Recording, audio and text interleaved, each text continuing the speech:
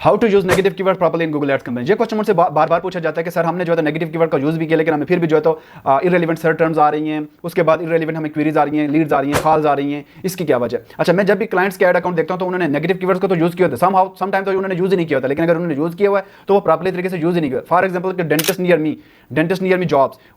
वो कहते हैं कि ठीक है जॉब पे उन्होंने अपना ऐड शो नहीं करा, उन्होंने पूरा ऐड ही जो है तो डेंटिस्ट नियर मी जॉब को उठाया और एग्जैक्ट या फ्रेज मैच में उन्होंने यूज कर लिया। हालांकि ये तरीका ठीक नहीं है, क्योंकि फिर भी हमारी जो है तो अगर कोई बंदा इस कीवर्ड को चेंज करके गूगल में सर्च करता है कि best dentist near me job, तो फिर भी हमारा ऐड शो हो सकता है। इसका हमें करना है कि हमने एक जॉब के कीवर्ड को हमने उठाना है और उसको हमने नेगेटिव कर देना है। जैसे जॉब हो गया, सैलरी हो गई, कास्ट हो गई, इनकम हो गई, लिस्टिंग होगी, न्यूज़ होगी, डिपेंड, ये सारी कोई भी कंपेन रन करने से पहले हमने उसकी रिसर्च की। रिसर्च अच्छे तरीके से करने के बाद हमने नेगेटिव कीवर्ड्स को फाइंड किया, मेन कीवर्ड्स को, जैसे मैंने आपको बताया कि जैसे जॉब हो गया, सैलरी होगी, इनकम होगी, कास्ट होगी, मेन कीवर्ड्स को हमने उठाया। मेन कीवर्ड्स को वहां से उठाने के बाद हमने क्या किया, उसको नेगेटिव कीवर्ड लिस्ट बनाई और उसमें नेगेटिव कीवर्ड लिस्ट में हमने ऐड कर दिया। ये तो सबसे पहली चीज़ होगी। उसके बाद हमने क्या करना है, इसको हमने कंपेन लेवल में भी यूज़ करना है और एड अकाउंट लेवल में भी यूज़ करना है। समहाउ ये होता है कि अगर हम डिफरेंट सर्विसेज हैं और हमने एक ही नेगेटिव कीवर्ड्स को पूरे अकाउंट में यूज़ कर लिया या पूरी कंपेन में भी यूज़ कर लिया, तो ये भी ठीक नहीं है। हमने करना ये है कि अगर हमारी नॉर्मली ऐसा होता नहीं है, लेकिन अगर है तो आपने, जैसे आपके एक सर नॉन ब्रांड कंपेन बनी, उसके अंदर आपने जो है तो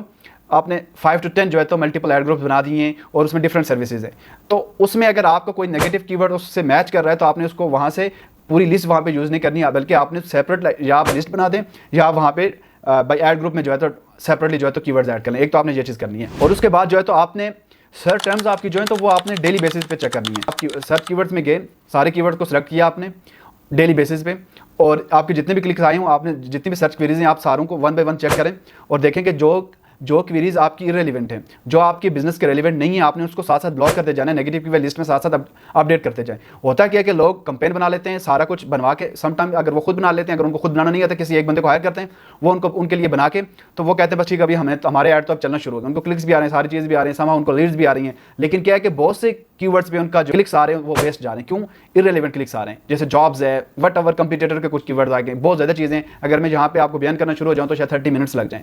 तो हमने इन चीज़ों को मेक श्योर चेक करना है और ये सारी चीज़ें हमने ऑप्टिमाइज़ करते जाना है। उसके बाद हमारे जो कीवर्ड्स होंगे,